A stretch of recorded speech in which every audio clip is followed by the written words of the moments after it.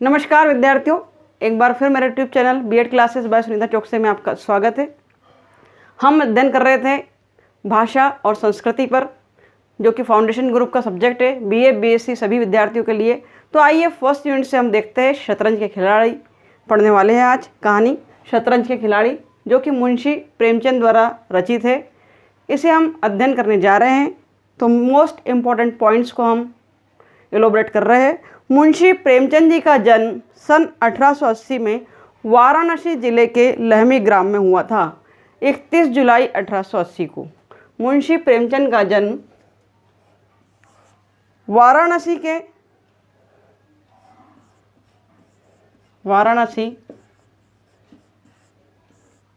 के लहमी ग्राम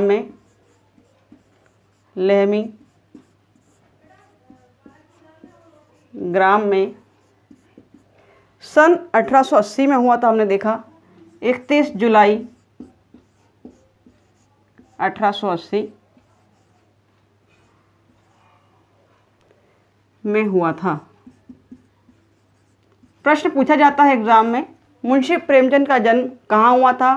दो तीन तरह से प्रश्न पूछता है, किस शहर में हुआ था, वाराणसी में हुआ था, किस ग्राम में हुआ था, लहमी ग्राम में हुआ था, किस तारीख को हुआ था। तो हमने देखा 31 जुलाई 1880। तीन तरह से प्रश्न ऑब्जेक्टिव में पूछे जा सकते हैं, तीनों तरह से आपको कवर करना है। दूसरा हम देख रहे हैं इसमें कि उनका बचपन का नाम धनपत राय था। मुंशी प्रेमचंद का बचपन का नाम धनपत राय था। मुंशी प्रेमचंद के बचपन का नाम क्या था, पूछा जाता है कि धनपत राय था, परंतु वे अपनी उर्दू कहानियों में नवाब राय के नाम से लिखते थे। उर्दू कहानियों में किस नाम से लिखा करते थे मुंशी प्रेमचंद जी, ये भी पूछा जाता है कि उर्दू कहानियों में मुंशी प्रेमचंद किस नाम से लिखा करते थे। तो मुंशी प्रेमचंद नवाबों की तरह लिखा करते थे, इसलिए उन्हें नवाब राय नाम दिया गया। उर्दू कहानियों में नवाब राय के नाम से लिखते थे। जब भी प्रश्न पूछा जाए, क्वेश्चन पूछा जाए ऑब्जेक्टिव में कि उर्दू कहानियों में मुंशी प्रेमचंद किस नाम से लेखन किया करते थे, तो आपको उत्तर में जवाब देना है नवाब राय। आगे हम देख रहे हैं, गरीब परिवार में जन्म लेने के कारण अल्पायु में इनके पिता की मृत्यु हो गई थी, जिसके कारण इनका जीवन कष्टमय रहा। आर्थिक कष्ट या संकट भी इन्होंने झेला है। जिस साहस और परिश्रम से इन्होंने अपना अध्ययन जारी रखा, वह साधनहीन, कुशाग्र बुद्धि और परिश्रमी छात्रों के लिए प्रेरणास्पद था। अर्थात तंगी की हालत में भी इन्होंने अपना कार्य जारी रखा। मुंशी प्रेमचंद की अगर हम बात करें तो प्रारंभ में कुछ वर्षों तक ये स्कूल में अध्यापक रहे। क्या रहे? कुछ वर्षों तक प्रारंभ में अध्यापक रहे। कहाँ पर? स्कूल में। प्रारंभ में मुंशी प्रेमचंद किस पद पर रहे? तो स्कूल में अध्यापक के पद पर रहे। इसके बाद हम देख रहे हैं कि कुछ दिनों बाद असहयोग आंदोलन से सहानुभूति रखने के कारण उन्होंने सरकारी नौकरी भी छोड़ दी। बाद में शिक्षा विभाग में इंस्पेक्टर हो गए, शिक्षा विभाग में डिप्टी इंस्पेक्टर हो गए। शिक्षा विभाग में किस पद पर पदस्थ थे, पूछा जाता है, तो डिप्टी इंस्पेक्टर के पद पर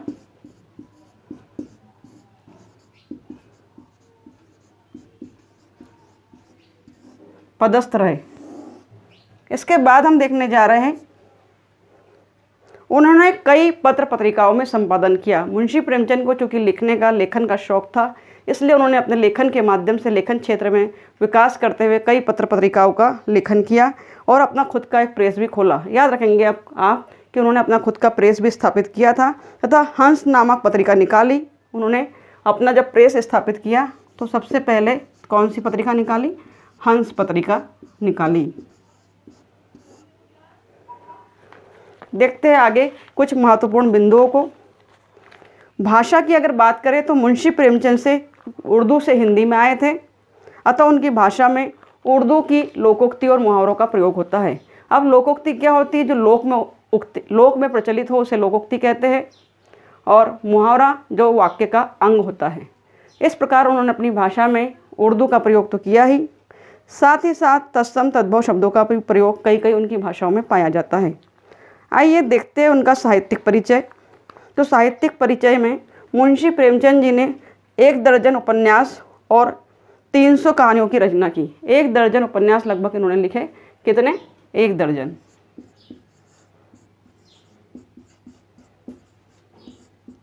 1 दर्जन उपन्यासों की रचना की। साथ ही साथ 300 कहानियों का लेखन इन्होंने किया, क्योंकि लेखन के क्षेत्र में उत्तरोत्तर विकास की ओर ये प्रयासरत रहे।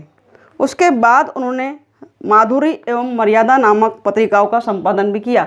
हंस पत्रिका का संपादन तो किया, माधुरी और मर्यादा,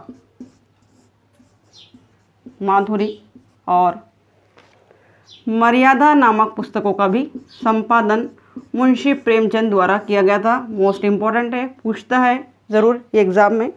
इसके बाद मुंशी प्रेमचंद की जो रचनाएं थी वो कैसी थी? आदर्शवाद और यथार्थवादी थी। आदर्शवादी, वो आदर्शों की बात करते थे, सिद्धांतों की बात करते थे। आदर्शवादी थी और यथार्थवादी थी, अर्थात वो सत्य को प्रेरित करते थे और सत्य के आधार पर ही चलते थे। तो उनकी रचनाएं जो थी वो आदर्शवादी और यथार्थवादी थी।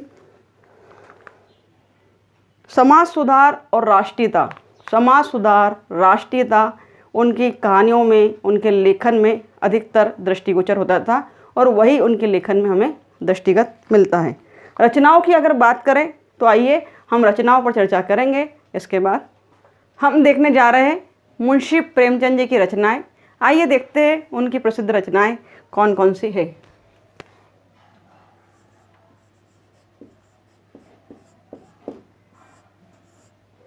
मुंशी प्रेमचंद जी ने जो रचनाएं लिखी, उनकी रचनाओं में हम अगर बात करें, प्रसिद्ध उपन्यास की बात करें तो सेवा सदन, निर्मला, रंगभूमि, कर्मभूमि, गबन और गोदान उपन्यास उनके फेमस है। तो लिख लेते हैं, कुछ नामों को समझ लेते हैं स्टूडेंट्स, नोट डाउन करते चलिए, आपके ऑब्जेक्टिव पैटर्न के लिए बहुत ही काम में आने वाला है। उनके प्रसिद्ध उपन्यासों पर बात कर रहे हैं। सेवा सदन, निर्मला, निर्मला है, निर्मला, गोदान, गबन, रंगभूमि,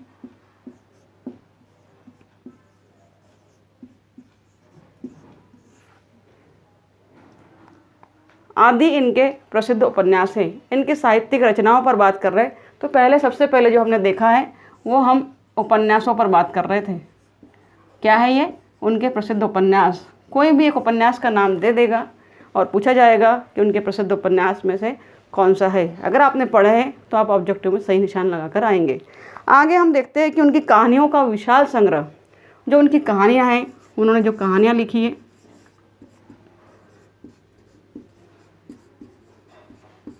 उस कहानियों को जो संग्रह किया था, उस संग्रह को उन्होंने 8 भागों में मानसरोवर नाम से प्रकाशित किया। कितने भागों में प्रकाशित किया पूछा जाता है तो उसे 8 भागों में, और किस नाम से प्रकाशित किया? 8 भागों में मानसरोवर नाम से प्रकाशित किया। मानसरोवर वेरी इंपॉर्टेंट है, ये प्रश्न भी ऑब्जेक्टिव में पूछा जाएगा, पूछा जा सकता है, मानसरोवर नाम से। अब हमने ऊपर उपन्यासों की बात करी, नीचे कहानियों की बात कर रहे हैं कि कहानियों को 8 भागों में विभाजित किया और जिसे मानसरोवर में प्रकाशित किया। उनकी कहानियाँ लगभग 300 कहानियाँ संकलित है, हम जानते हैं। इसके बाद हम देख रहे हैं कि करबला, संग्राम और प्रेम की वेदी उनके नाटक है। करबला नाटक की बात कर रहे हैं। तो प्रसिद्ध नाटक कौन से हैं? करबला, संग्राम, साथ ही साथ प्रेम की वेदी, इनके प्रसिद्ध नाटक है। आशा है स्टूडेंट समझ में आ रहा होगा। ऑब्जेक्टिव पैटर्न के लिए सारी इन्फॉर्मेशन आपके लिए बहुत इंपॉर्टेंट है। उसके अलावा उनके साहित्यिक जो निबंध हुए वो कुछ विचार नाम से उन्होंने प्रकाशित किए। तो पूछा जाता है कि प्रेमचंद के साहित्यिक निबंधों को किस नाम से प्रकाशित किया गया? प्रेमचंद के साहित्यिक निबंधों को प्रकाशित किया गया कुछ विचार नाम से। कुछ विचार टाइटल, कुछ विचार शीर्षक उन्होंने दे दिया और उसे अपनी पुस्तक में प्रकाशित किया, उनके निबंधों को।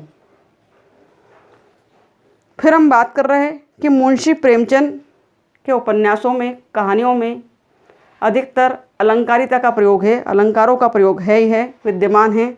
साथ ही साथ भाई साहब, नमक का दरोगा और पूस की रात उनकी प्रसिद्ध कहानी है। हम कहानी की बात कर रहे थे, तो कहानियों में जो प्रसिद्ध कहानी है वो है पूस की रात। पूस की रात कहानी प्रसिद्ध है। उसके अलावा बड़े भाई साहब कहानी उनकी प्रसिद्ध है। बड़े भाई साहब कहानी उनकी प्रसिद्ध है। प्रसिद्ध कहानियाँ कौन कौन सी है पूछ लिया जाता है, तो पूस की रात, बड़े भाई साहब और नमक का दरोगा कहानी उनकी प्रसिद्ध है। नमक का दरोगा।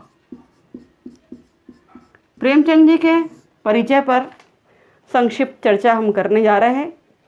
संक्षिप्त चर्चा के अंतर्गत हम देखते हैं कि प्रेमचंद जी की जो शैली है वो काफ़ी आकर्षक है। यहाँ शैली से तात्पर्य क्या है?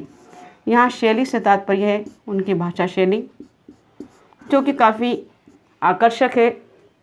अधिकांश तो उन्होंने दलित वर्ग, पीड़ित वर्ग, शोषित नारी और समाज के निचले तबके पर लिखा है और उनकी समस्याओं को उजागर करने का प्रयास किया है। उनकी शैली मुख्यतः 4 प्रकार की शैलियाँ फेमस है, जिसमें हम बात करते हैं वर्णनात्मक शैली, कि किसी भी घटना और बात या वस्तु का वर्णन उन्होंने बहुत ही सुंदर ढंग से किया है, अभिव्यक्ति सुंदर ढंग से की है, तो इसलिए हमने कहा कि उनकी भाषा शैली वर्णनात्मक रही। उसके अलावा व्यंग्यात्मक शैली, 2 वर्गों की बात वो हमेशा करते हैं, तो व्यंग्यात्मक शैली में उन्होंने शोषक वर्ग, जो गरीब वर्ग को शोषित करता है, उस पर एक करारा व्यंग भी किया है, इसलिए व्यंग्यात्मक शैली। कई भाषा में एक कमेंट और व्यंग के माध्यम से अपनी बात को रखने का प्रयास प्रेमचंद जी ने बहुत सुंदर ढंग से किया है, इसलिए हम कहते हैं कि वर्णनात्मक शैली के साथ साथ उनकी जो भाषा शैली थी वो व्यंग्यात्मक थी। भावात्मक, भावनात्मक तो वो थे ही, उनकी हर बात में एक यथार्थ और एक आदर्श हुआ करता था, जो कि उन मन के भावों को छू जाता था, इसलिए उनकी शैली भावात्मक में भी रही। और साथ ही साथ चित्रात्मक। अब चित्रात्मक से क्या तात्पर्य है कि मुंशी प्रेमचंद की भाषा शैली चित्रात्मक भी थी, अर्थात जब वो किसी कहानी का वर्णन करते थे, हम गोदान की बात करें, हम गबन की बात करें, हम पूस की रात की बात करें, तो उन पात्रों को सुनते सुनते, पढ़ते पढ़ते पाठक ऐसा महसूस करता है कि वो चित्र उनकी आंखों के सामने उभर कर आ गया है। जो कहानी सुना रहे हैं किसी भी पात्र की, चाहे गरीब है, पीड़ित है, उस वर्ग को हम महसूस करते अपनी आंखों के सामने, तो वो चित्रात्मक शैली में भी प्रयोग करते थे। तो स्टूडेंट्स, ये था एक संक्षिप्त परिचय मुंशी प्रेमचंद का हमारे सामने। अब हम देखते हैं उनकी लिखी हुई कहानी, जो कि BA, BSc, BCom सभी के लिए कंपलसरी कोर्स के अंतर्गत है, भाषा और संस्कृति में शतरंज के खिलाड़ी। तो आइए अब पढ़ेंगे हम शतरंज के खिलाड़ी। आइए अब देखते हैं मुंशी प्रेमचंद की कहानी शतरंज के खिलाड़ी। शतरंज के खिलाड़ी कहानी उपन्यास सम्राट प्रेमचंद की है। इन्हें हम उपन्यास सम्राट भी कहते हैं, आप जानते होंगे। उपन्यास सम्राट और प्रसिद्ध कहानीकार के रूप में प्रचलित, प्रसिद्ध कहानीकार के रूप में भी प्रचलित है। तो अगर प्रश्न पूछा जाए कि प्रसिद्ध उपन्यासकार या उपन्यास सम्राट किसे कहा जाता है, तो आप मुंशी प्रेमचंद टिक कर कराएंगे। मुंशी प्रेमचंद द्वारा रचित कहानी शतरंज के खिलाड़ी, यह कहानी वाजिद अली शाह के समय की है। वाजिद अली शाह के समय की ये कहानी है। अब वाजिद अली कौन? तो वाजिद अली उस समय लखनऊ के रहवासी रहे। वाजिद अली साहब की कहानी है, शाह की कहानी है। वाजिद अली शाह के समय की कहानी है। जब लखनऊ विलासिता के रंग में डूबा हुआ था, कहाँ की है? लखनऊ की है। और उस समय लखनऊ विलासिता के रंग में डूबा हुआ था। अब यहाँ पर दोस्तों, विलासिता के रंग में डूबा हुआ था से तात्पर्य क्या है? आपने सुना होगा इकोनॉमिक्स में कि हमारी 3 आवश्यकताएं होती है, अनिवार्य आवश्यकताएं, जिसे हम रोटी, कपड़ा और मकान कहते हैं। उसके अलावा जब सुविधाजनक चीज़ों को हम जोड़ने लगते हैं, जिसकी आवश्यकता नहीं है, जिसके बिना भी हमारा काम चल सकता है, उन्हें हम कहते हैं विलासितापूर्ण जीवन जीना, अर्थात भोग विलास का जीवन जीना, अर्थपूर्ण जीवन ना हो, उसे कहते हैं विलासितापूर्ण जीवन। तो पूरा की पूरा लखनऊ विलासिता के रंग में डूबा हुआ था। उन्हें राजनीतिक वातावरण, सामाजिक वातावरण से कोई लेना देना नहीं था। अपनी अय्याशी में पूरा लखनऊ डूबा हुआ था। उस समय की कहानी है। मिर्ज़ा सज्जाद अली और रोशन अली, ये दोनों मित्र, अपना अधिकांश समय शतरंज के खेल में बिताया करते थे। कहानी समझ में आ रही होगी कि मुंशी प्रेमचंद ने जो कहानी शुरू करी, शतरंज के खिलाड़ी वाजिद अली शाह के समय की कहानी है। उस समय हमने बात करी कि मिर्ज़ा सज्जाद अली और मीर रोशन अली ये दो मित्र थे। हम पात्रों की अगर बात करें तो मिर्ज़ा सज्जाद अली हमारे सामने आए हैं। मिर्ज़ा सज्जाद अली, कौन? मिर्ज़ा सज्जाद अली की हम बात कर रहे हैं। उनके साथ साथ जो उनके मित्र थे उनका नाम है मीर रोशन अली। ये दोनों आपस में मित्र हैं। इन दोनों ने उस समय अपने जीवन को विलासिता के रंग में डुबो रखा था और शतरंज के खेल में डूबे रहते थे, खोए रहते थे। जब भी इन्हें खाली समय मिलता था वो देश, समाज, राष्ट्र या स्वहित में न सोचकर शतरंज के खेल में अपने समय को बिताया करते थे, बर्बाद किया करते थे। यह बात कहानीकार ने कहने की कोशिश की है। दोनों मित्र नाश्ता करते, खेलने बैठ जाते और देर रात तक खेलते। चूँकि मिर्ज़ा साहब के घर पर कोई भी बड़ा बूढ़ा नहीं था, इसलिए खेल उन्हीं के घर होता था। मिर्ज़ा साहब की बेगम को इस खेल पसंद नहीं था। अगले पात्र में आपने देखा कि मिर्ज़ा साहब की बेगम को भी बताया गया है, नाम इसमें नहीं बताया गया। मिर्ज़ा साहब की बेगम को यह खेल पसंद नहीं था। एक दिन मिर्ज़ा साहब की बेगम ने सिर दर्द का बहाना बनाकर मिर्ज़ा साहब को अंदर बुलाने के जिद करने लगी, परंतु मिर्ज़ा साहब नहीं गए। परंतु उनके मित्र मीर रोशन अली जो कि हार रहे थे शतरंज में, तो उन्होंने जानबूझकर धक्का देकर उन्हें अंदर भेजा ताकि वो जाए तो शतरंज के खेल में गड़बड़ी कर पाए। परंतु चूँकि मिर्ज़ा साहब नहीं गए तो उनकी पत्नी को उन पर बहुत गुस्सा आया और वो आग बबूला हो रही थी। उनका गुस्सा मीर साहब पर ज़्यादा था, इसलिए मिर्ज़ा के लाख मना करने के बाद भी किस पर ज़्यादा था? अपने पति के बजाय मीर साहब पर ज़्यादा था। वो इसलिए था कि मीर साहब बार बार आ जाते हैं मेरे घर और पूरा समय बर्बाद करते हैं, खेलते रहते हैं। तो पत्नी का गुस्सा मीर साहब पर बहुत ज़्यादा था। मना करने के बाद भी वो कमरे में गई और शतरंज की बाजी को उलट दिया। मीर साहब कमरे के बाहर टहल रहे थे।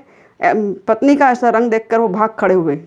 मिर्ज़ा साहब के घर के बजाय अब शतरंज की बाजी मीर साहब के घर लगने लगी। देखिए, जब बेगम साहिबा ने लताड़ा, डांटा तो दोस्त घबरा गए। अक्सर ऐसा होता है, पियक्कड़ दोस्त साथ में बैठे हैं, चल रही है बाजी, लेकिन घर के लोगों को जब आपत्ति होती है, गुस्सा करने लगते हैं तो दुम दबाकर भाग जाते हैं। वैसे ही मीर साहब भी दुम दबाकर भाग जाते हैं। और अब चूँकि लत है, जुए की लत कहो, शतरंज की लत कहो, ताश की लत कहो, बड़ी ख़राब होती है। लत के कारण वो गेम तो नहीं छोड़ पाए, खेल तो नहीं छोड़ पाए, इसलिए जगह बदल ली। अब मिर्ज़ा साहब की जगह मीर साहब की जगह पर बाजी जमने लगी। मीर साहब की बेगम अब तक मीर साहब के बाहर रहने से बहुत खुश थी, क्योंकि मीर साहब की अनुपस्थिति में उनकी पत्नी फिर से एक नया मोड़ आया है। अब मीर साहब की बेगम की बात हो रही है। दो मित्र, मिर्ज़ा सज्जाद अली, मीर रोशन अली। मिर्ज़ा सज्जाद अली की वाइफ को, बेगम साहिबा को प्रॉब्लम था, इसलिए शतरंज की बाजी को फेंक दिया गया, उलट दिया गया। अब मीर साहब के यहाँ बाजी जम रही है, शतरंज की बिसात बिछ रही है, परंतु इनकी पत्नी को भी प्रॉब्लम है। क्या प्रॉब्लम है? अब एक और पात्र आ गया कि दोनों की पत्नी की हम बात कर रहे हैं, बेगम साहिबा की बात कर रहे हैं। मीर साहब की बेगम जो अब तक मीर साहब के बाहर रहने से बहुत खुश थी, क्योंकि मीर साहब की अनुपस्थिति में उनकी पत्नी अपने प्रेमी से बेखौफ मिला करती थी। एक और पात्र की चर्चा हुई है, मीर साहब की बेगम साहिबा के प्रेमी साहब की बात हुई है कि वो खुश थी कि मीर साहब चले जाते हैं मिर्ज़ा सज्जाद अली के घर पर, तो अनुपस्थिति में अपने प्रेमी से बेखौफ मिला कर दी थी। अब उन्हें प्रॉब्लम हो गया, क्योंकि शतरंज की बिसात उन्हीं के घर पर जमने लगी। अब इस नई परिस्थिति में उनके द्वारा नाजायज़ रिश्ते में बाधा उत्पन्न होने लगी। एक दिन मीर साहब की पत्नी का प्रेमी सरकारी घुड़सवार बनकर मीर साहब की खोज करता हुआ उनके घर आ पहुंचा और मीर साहब की मोर्चे पर जाने की बात कही। उन्होंने मीर साहब को मोर्चे पर भेजने के लिए बात कहा, अर्थात सरकारी कर्मचारी बनकर वह आ गया घुड़सवारी करते हुए। कौन?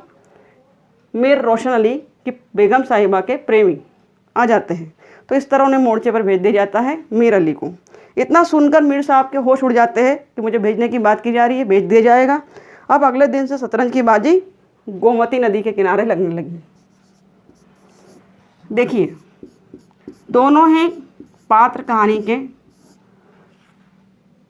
गोमती है ये, फिर से लिख लेते हैं, गोमती।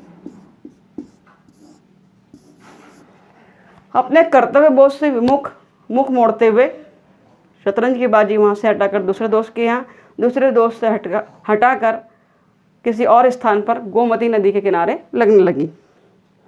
दूसरी ओर इस दौरान राजनीतिक दशा भयंकर होती जा रही थी। अंग्रेजी कंपनी की फौजें लखनऊ की ओर बढ़ती जा रही थी। अंग्रेजी सरकार लखनऊ पर हमला करने जा रही थी। शहर में चारों ओर खलबली मची हुई थी और इस सबसे बेखबर मिर्जा और मीर साहब निश्चित होकर शतरंज खेलने में बिजी थे। उन्हें कोई मतलब नहीं था, देश से, समाज से, राष्ट्र से लेना देना नहीं था। वो अपनी शतरंज की बाजी में पीकर खाकर मस्त थे और खेलने में लगे हुए थे। बादशाह वाजिद अली शाह को पकड़ लिया गया था। उन्हें लेकर सामने से सेना निकल गई। वाजिद अली शाह जो कि उस समय लखनऊ के बादशाह हुआ करते थे, उनको पकड़ लिया, लेकिन दोनों ही मित्रों को कोई फिक्र नहीं थी इस बात की, कोई चिंता नहीं थी कि हमारे बादशाह को गिरफ्तार कर लिया गया, उसके लिए हम कोई हमारा फर्ज निभाए या कर्तव्य निभाए। उसके जाते ही शतरंज की बाजी फिर बिछ गई। वाजिद अली शाह को जब गिरफ्तार कर लिया तो गया, फिर भी शतरंज की बाजी उसी तरह बिछ गई। और एक दिन दोनों मित्रों में खेल को लेकर कहासुनी हो गई और तलवारें तक निकल गई और दोनों ने एक दूसरे की जान ले ली।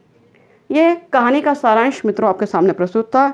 इस प्रकार इस कहानी के माध्यम से तत्कालीन भारत की परिस्थिति को चित्रित करते हुए प्रेमचंद ने विलासिता और अय्याशी में डूबे हुए जनमानस को जागरूक करने का प्रयास किया है। इस कहानी के माध्यम से क्या किया है? विलासिता और अय्याशी में डूबे हुए लोगों को जागरूक करने का प्रयास किया है। मिर्जा सज्जाद और मीर रोशन अली का शतरंज की बाजी के दौरान झगड़े से अंत हो जाना और यह सोचने पर विवश करता है कि काश यह मौत वाजिद अली के पक्ष में और ब्रिटिश सेना के प्रतिपक्ष में हुई होती। देखिए, बहुत मुख्य बात अंत में कही है कि वाजिद अली शाह के पक्ष में हुई होती यह बात और देश के पक्ष में हुई होती और ब्रिटिश सेना के प्रतिपक्ष में हुई होती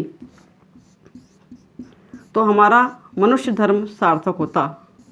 ब्रिटिश शासन के प्रतिपक्ष में हुई होती। चूँकि ब्रिटिश शासन हम पर हुकूमत जमाने का प्रयास कर रहा था, इन दोनों की लापरवाही से बादशाह का हम संरक्षण नहीं कर पाए और समर्पण करते हुए जनता हार गई। तो इस कहानी के माध्यम से प्रेमचंद जी समझाना चाहते हैं कि जिस व्यक्ति को अय्याशी, ताश या किसी चीज़ का शौक़ होता है तो शौक़ इतना भी नहीं होना चाहिए कि वो हमें ले डूबे। ये कहानी यही थी कि हमारे सामाजिक, आर्थिक और राजनीतिक दायित्वों के प्रति हम कर्तव्यमुख ना होते हुए अपने कर्तव्य का निर्वहन करें। तो देखते हैं मित्रों, अगले वीडियो में हम जल्दी ही लेकर आने वाले हैं शतरंज के खिलाड़ी कहानी के विभिन्न प्रकार के ऑब्जेक्टिव्स, जो कि आपकी परीक्षा के लिए बहुत ही महत्वपूर्ण और उपयोगी साबित होंगे। तो मेरे चैनल पर बने रहिए और ये वीडियो अगर आपके लिए लाभकारी है, उपयोगी है, तो इसे लाइक करें, कमेंट करें, सब्सक्राइब करें। Thank you very much for watching my video.